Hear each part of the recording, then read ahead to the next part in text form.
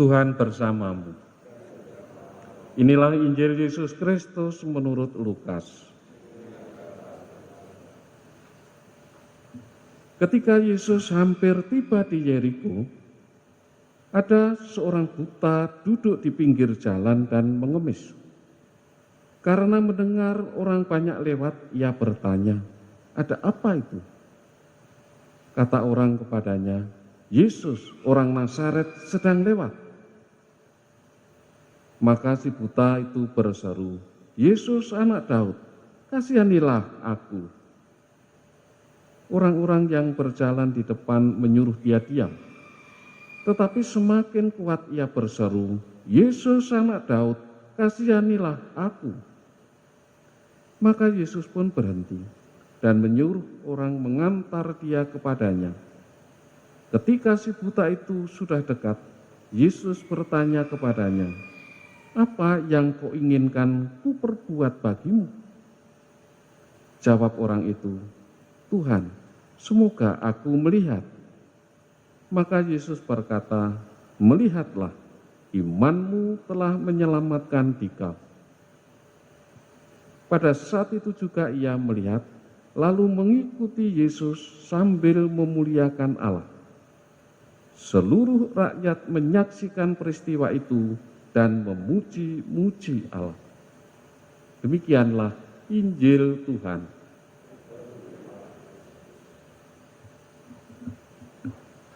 Saudara-saudari yang terkasih, dalam bacaan yang pertama, penulisnya sama, Yohanes. Bagian pertama sebagai semacam pengantar dari kitab Wahyu. Bagian kedua itu suratnya ditujukan kepada umat di Efesus. Sepertinya Yohanes ini banyak tahu tentang hal-hal yang begitu rahasia. Rahasia Allah banyak diketahui oleh Yohanes pengarang Injil ini. Memang Yohanes itu orang yang dikasihi Tuhan, dekat dengan Tuhan. Dengan kata lain, kemampuannya untuk melihat hal-hal yang misterius, hal-hal yang berhubungan dengan yang ilahi itu, karena dia memiliki kedalaman kerohaniannya, memiliki kedalaman hubungan dia dengan Yesus, dengan Allah.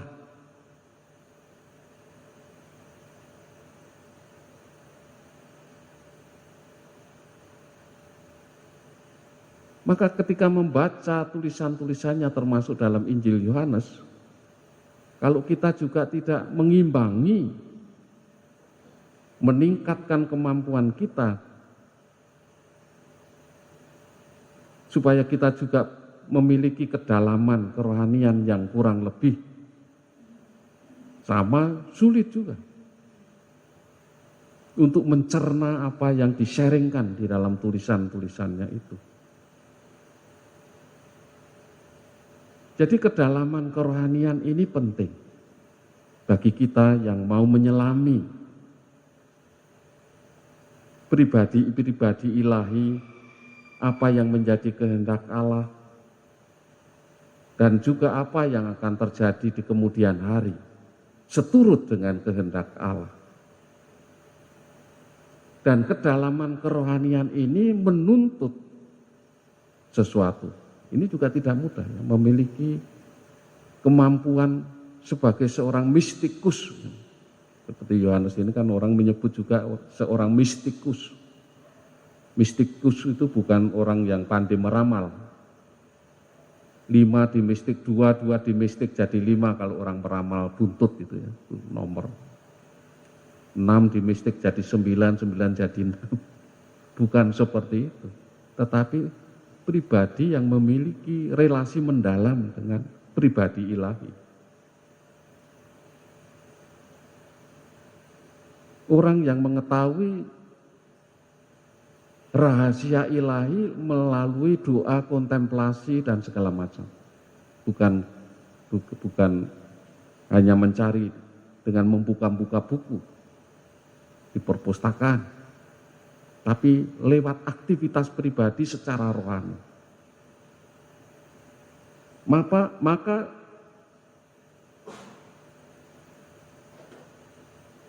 apa yang dikatakan, apa yang dibagikan, apa yang di-sharingkan itu sungguh-sungguh memiliki bobot tertentu. Menjadi seorang mistikus, orang yang dekat dengan Tuhan, akrab dengan Allah, memang juga tidak mudah. Mengalami banyak tantangan. Demikian juga di dalam Injil.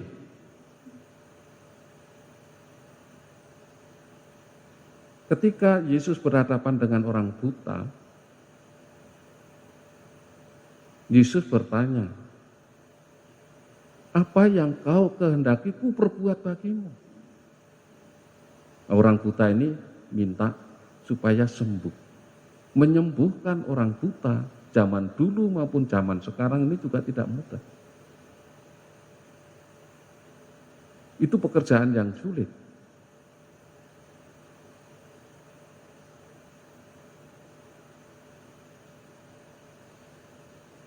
Mengajukan permintaan kepada Yesus yang adalah Allah Putra yang menjelma menjadi manusia, zaman sekarang ini pun sama seperti orang buta zaman dulu itu.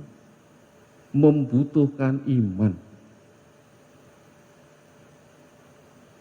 Nah, iman ini sesuatu yang juga bukan didapat dari banyak baca buku dan segala macam. Ini menyangkut relasi kita dengan Tuhan. Karena iman itu mengatasi kemanusiaan kita dan meluluannya anugerah Tuhan.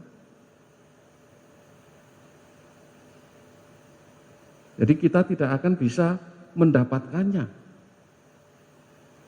kalau Tuhan tidak berkenan menganugerahkannya. Kalau Tuhan tidak mendahului, mewahyukan dirinya, dan kita menanggapinya dengan mengimaninya.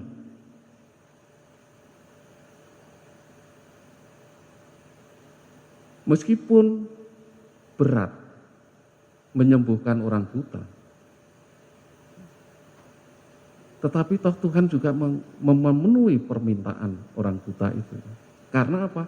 Ada iman. Dalam terang iman, dalam kacamata iman, sebenarnya semua orang itu sama. Sama-sama sulit juga menghayati hidup ini kan. Katakanlah orang kaya yang karena dilahirkan sebagai orang kaya, ya ini soal nasib juga. Ada orang yang dilahirkan kaya, ada yang dilahirkan miskin. Ini kan soal nasib. Tetapi dalam kacamata iman sama. Di hadapan Tuhan sama. Sama-sama berat menghayati hidup, lahir sebagai orang kaya, juga sama-sama sulit menghayati hidup sebagai orang miskin. Yang lahir miskin. Semua sama-sama menghadapi tantangan yang tidak gampang. Sama seperti menghadapi tantangan kalau ada orang yang minta supaya kita menyembuhkan orang buta.